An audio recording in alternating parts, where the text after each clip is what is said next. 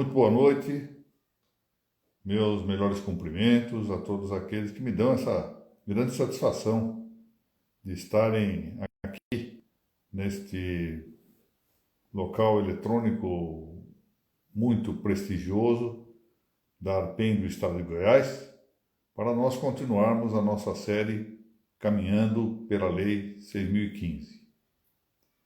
Esta série, Caminhando pela Lei 6.015, foi idealizada pela registradora no estado do Ceará, a doutora Thaís Mortielli de Castelo Branco. E a ideia dela era que nós revisitássemos os dispositivos da Lei 6.015 para explorarmos um tantinho mais a sua compreensão depois de tantos anos de vigência dessa lei. E a iniciativa me empolgou um bocado. Gostei bastante de reencontrar dispositivos que eu havia estudado pela vez primeira lá há muitos anos, quando estava atuando nas varas de registros públicos da capital de São Paulo. Então eu quero inicialmente cumprimentar e agradecer o Dr. Bruno Quintiliano Silva Vieira, presidente da Arpem do Estado de Goiás, bem como minha amiga, estimada Evelyn Tonioli Valente, diretora dessa mesma entidade goiana, pela oportunidade que me concedem e pelo honroso patrocínio que conferem a essas nossas reuniões. Eu inicialmente queria aqui indicar um preito em reverência pela morte da dona Bertolda Teles de Souza, no dia 14 de fevereiro, anteontem. Doutora Bertolda é mãe da Carolina Roberto de Souza, portanto, sogra do Dr. Lírio. Carolina e o Dr. Lírio são registrador e oficial maior no cartório de Bacabal, registro civil de Bacabal, no estado do Maranhão. Muito bem.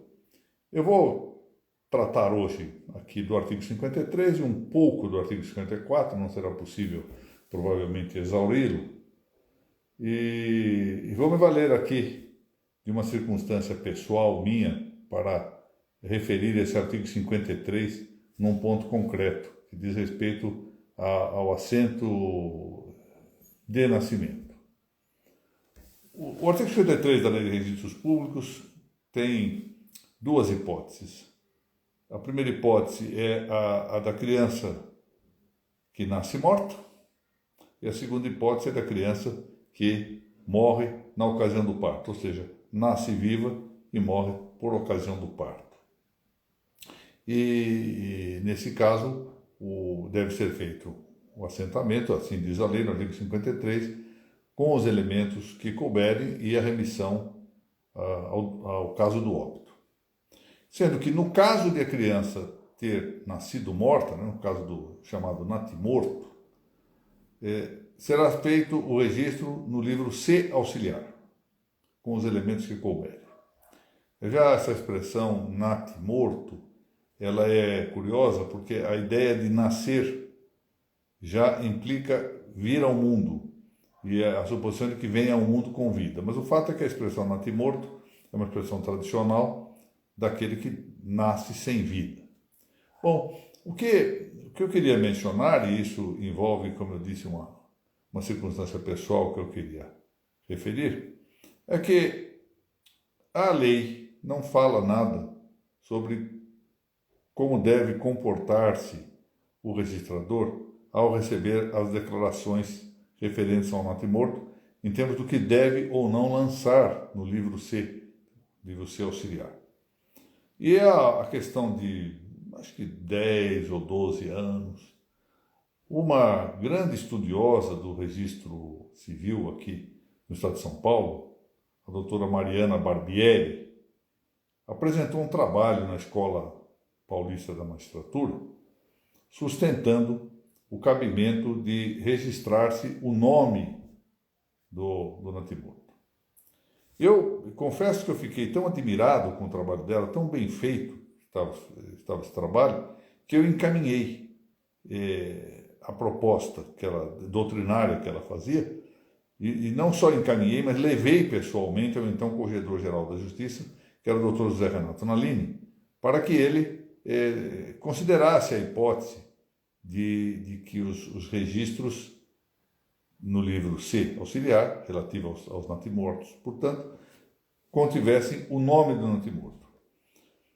E por que razão eu fiz isso? Não só porque havia uma lacuna da lei, e eu penso que essa lacuna poderia ser normalmente completada pela prática registral. Eu acho que cabe aos registradores essa tarefa de ir preenchendo e compreendendo a lei, e a partir daí o judiciário recolhe essa experiência, e não o caminho, a meu ver, e digo isso com todo respeito, que vem sendo adotado normalmente, de que, de maneira abstrata e a priorística, o judiciário decide o que os registradores devem fazer, complementando a lei, muitas vezes até, é preciso dizer isso, com todas as leis, alterando algum dispositivo legal. Mas como quer que seja, eu levei o assunto ao doutor José Renato Nalini, que era o corregedor-geral da Justiça de São Paulo na ocasião, porque me ocorreu uma circunstância pessoal curiosa.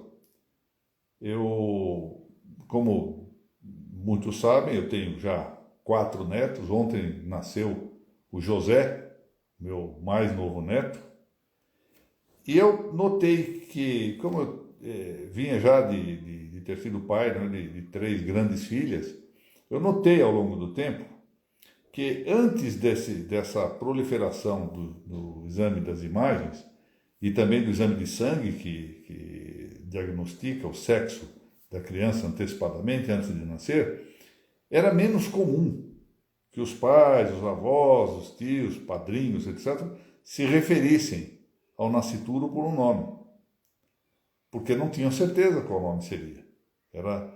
Vai ser João ou Joana? Não sei se vai nascer homem, se vai nascer mulher, então acabavam falando da criança, o bebê, etc. Depois dos exames de imagem, e depois também do desenvolvimento das técnicas de exame hematológico que permitiram, portanto, verificar com um acerto, que se pode dizer quase absoluto, o sexo do nascituro, as crianças são de logo chamadas pelo seu nome. Aqui na minha casa, com a minha filha mais nova, o Joaquim, que tem 2 anos e meio, já com poucos meses era chamado de Joaquim. O José, que é esse último que nasceu ontem, há meses que era chamado de José, a ponto de que o Joaquim várias vezes se referia ao José, ainda não nascido. Queria dar um presente para o José, queria brincar com o José, etc. Então, os nascituros já têm nome. Esse é um fenômeno social. E cabe exatamente, uma das funções do registro é exatamente especular a vida social. O registro deve ser o mais possível um espelho da vida social. Se a comunidade já designa em inúmeros casos o nascituro por um nome, não tem realmente sentido que seja o registro um órgão artificial, contraposto a essa realidade social, e que não faz constar dos seus assentamentos um dado que é um dado da família. Eu estou insistindo um pouco nesse tema por uma razão. Meu estimado amigo João Pedro Lamana Paiva, grande registrador gaúcho, a quem eu rendo minhas homenagens, sustenta no livro Lei de Registros Públicos comentado, que essa lei, esse livro que já está em 2ª ou 3ª edição, e foi coordenado pelo saudoso José Manuel da Rodonvin, e pelo Dr. Everaldo Kambler e pelo Alexandre Claps, o Dr. Lamana Paiva sustenta que não cabe indicar o prenome dos nascituros no livro C. Mas, curiosamente, e com todo respeito, a meu ver, de maneira paradoxal, sustenta que cabe indicar o sobrenome. Ele diz, não pode indicar o nome porque ainda não é sujeito de direito, não há personalidade jurídica reconhecida no Código Civil. Mas então por que cabe o sobrenome? Qual a finalidade do sobrenome aí? Que, aliás, deve ser o sobrenome, isso que vem após o nome também. Então, não me parece bem essa informação. Aliás, o problema não é de personalidade jurídico-positiva. Vamos deixar essa discussão à margem.